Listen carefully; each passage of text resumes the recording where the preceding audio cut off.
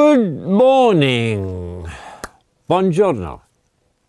In the name of the Father, and of the Son, and of the Holy Spirit. Okay, good morning. We're having a good time now. Now, what are we going to see today? We're going to concentrate on the Exodus. Now, the whole thing about what is the Exodus?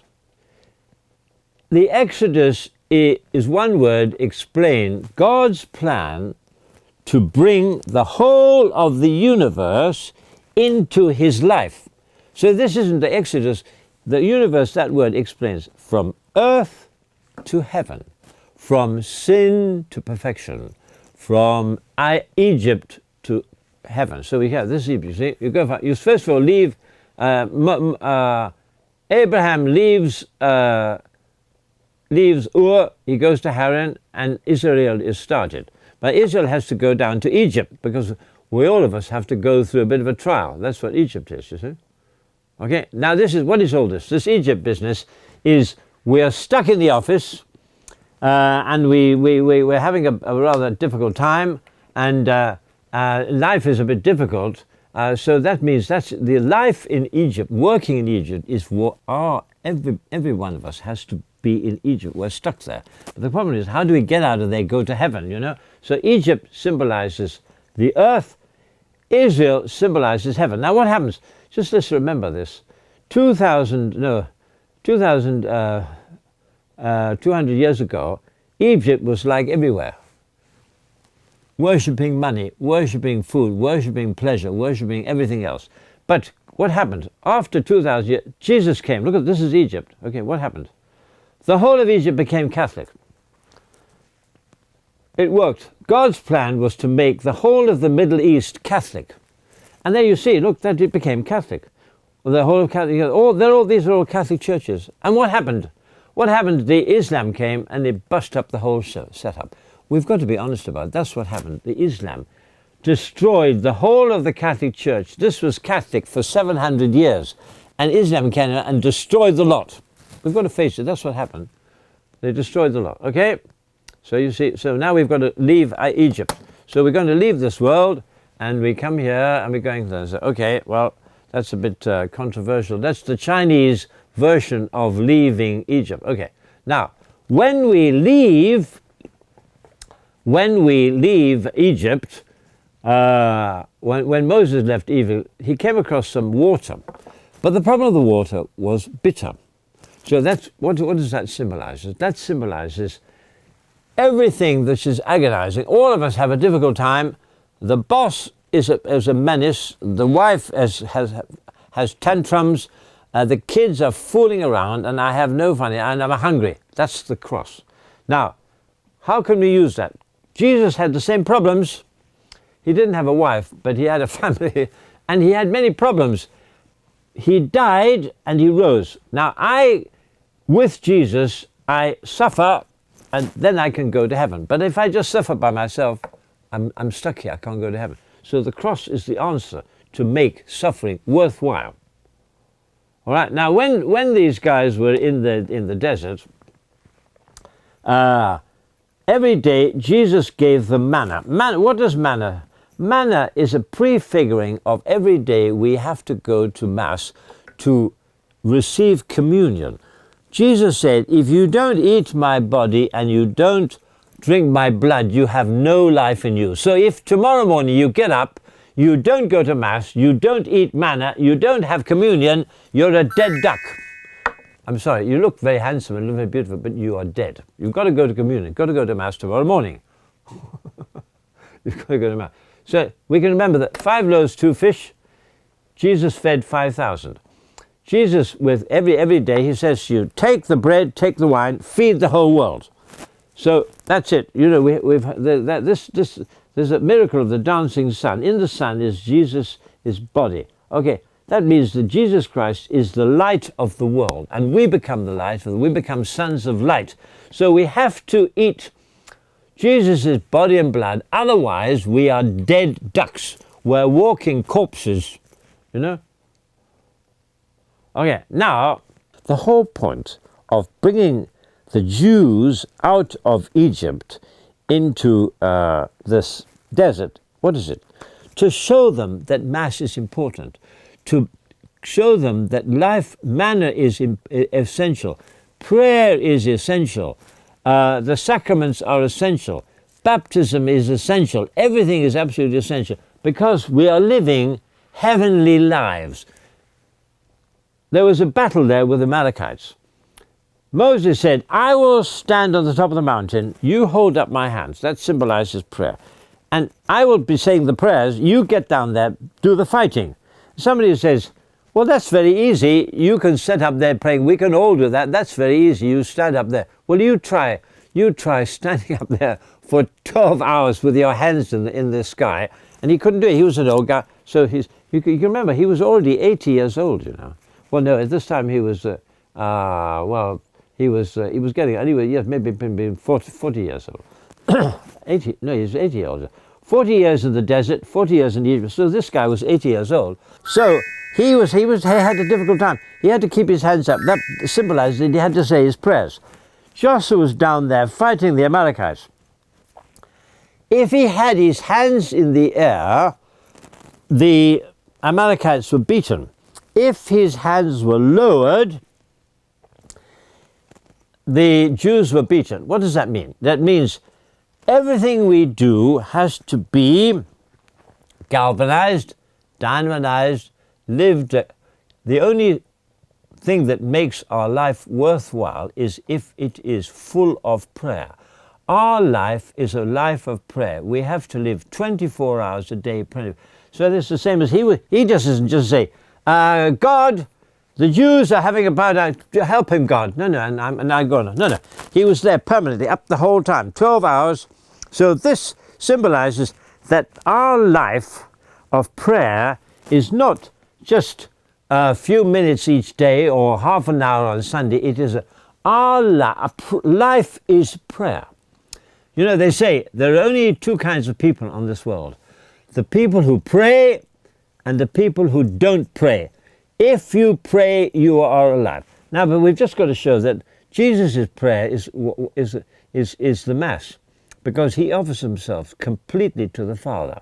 So in a minute now, we're going to show how he does that.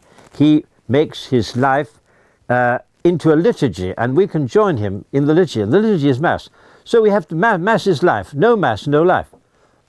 What is happening here is that to do this, to teach us how to pray, God brings us into the desert. What does that mean? It means that today I am sitting in the office and I want to make God. So what did I go to the Catholic Church? Of course, I can pray anywhere. But why do I have to go to the Catholic Church? Why do I have to go to Mass? I can pray anywhere. Well, this is shows God brought us into the desert, and he instituted and he designed this fantastic system, which is the Catholic Church, and the Catholic Church is the Mass. And in the desert, what he did to kind of prepare our minds for this perpetual existence with God, he had, during the day, there was a column of cloud. During the night, there was a column of fire. The Jews call this the Shekinah. The Shekinah is God's presence, Yahweh's presence with the Jews every day. So we can see here, he brought the Jews into the desert because if they were sitting in Egypt, they were just like us. If it's the same as, well, why do we have to go to the desert? Because when we're living in Taipei or living in New York or there are too many distractions. So whether we like it or not, he says, go to Mass in the morning.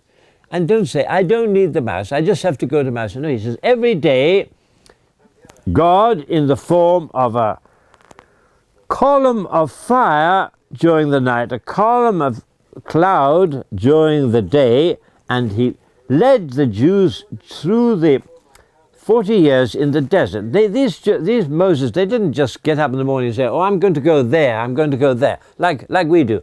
We in our lives, we say, what are you going to do today? Oh, I think I'll go to the beach. Oh, I'm going to get a job with IT. I'm going to go to Silicon Valley. Oh, okay, that's fair enough. But the most important thing is how to get to heaven. So this is how to do. This is the road to heaven. The essence and the center of life is the column of fire and the column of smoke or of cloud, and that is the Eucharist. So what God led the Jews into the desert to teach them how to pray. God led the Jews into the temple to teach them that he was going to come himself to be the living column of fire, the living column of cloud every day with him. God loves us so much that he wants to be with us 24 hours of the day. So that is it, you see. He came down on the mountain and he gave them the commandments, and at the foot of the mountain he made the old Israel into the old Israelites. And just as in the same way, on the cross, Jesus Christ made this old Israel into the new. So this is St. Catherine's monastery in the Sinai desert, which is Justinian started this thing off, and Helena started it, and now it's run by the Greek Orthodox. And that is the door of the St. Catherine. And these monks in there, what do? Pray. And they say Mass, because the Greek Orthodox, according to the Catholics, they are schismatics, which means their life, the Greek Orthodox life, faith is the same as the Catholics, except they don't obey the Pope. So here we are. The Jews are going along. In front of them, they have the column of fire and the column of smoke. That means we are going along every day. In front of us, who is that? That is Jesus guiding us. How is Jesus? In what form? He is in the Eucharist. He is in the Eucharist. He is taking us through. We're going through life. This is us. These are the Jews. They took this passage. This is in the Sinai desert, going to Israel. I took this myself. I was driving a car, or somebody drove me, and I'm driving this car up to. But that is the same route that the Jews took from the Sinai, the end of the borders, up to the thing. So we'll see in a minute here a sort of design. You see, this is it. We're going. This is just a sort of wandering around in the desert for 40 years. It is exercise. It is that kind of designing them to be citizens of heaven, because we are. And to be citizens of heaven, we've got to go through a tough ordeal. So we say, you see. So we have what we have here is we have. You'll see the whole thing. You see, look, that's Moses. That's the tabernacle. That's the commandments. Now, Moses is us. Tabernacle is Jesus. The commandments are the commandments of God. Above that is, you see, above that is the fifth. That's the Sechinah. That is the column of fire. You see, here we have.